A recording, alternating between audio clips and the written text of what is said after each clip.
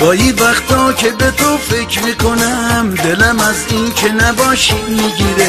واسه من یه آزادی تویی، هر پرنده توی قفس میمیره.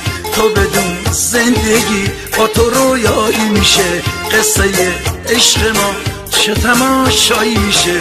تو بدون زندگی با تو رویایی میشه، قصه عشق ما چه تماشایی میشه.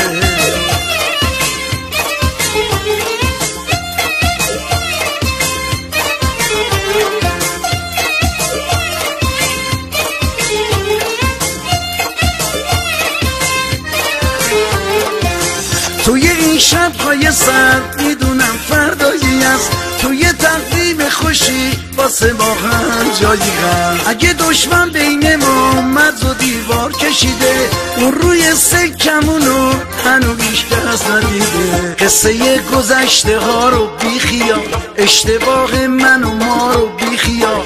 ما باید دوباره با هم باشیم، دستای از هم جدا رو بیخیال. ما باید دوباره با هم باشیم، دستای از هم جدا رو بیخیال. تو بمون زندگی با تو رویایی میشه، قصه عشق ما چه تماشایی میشه. تو بمون زندگی با تو رویایی میشه، قصه عشق ما چه تماشایی میشه.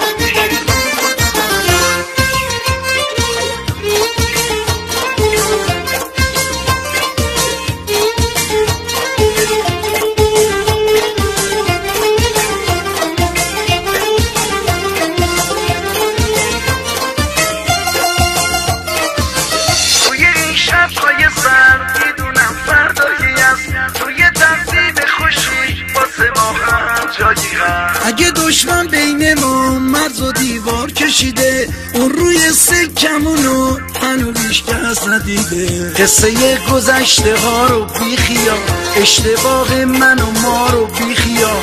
ما باید دوباره با هم باشیم، دستای از هم جدا رو بیخیال.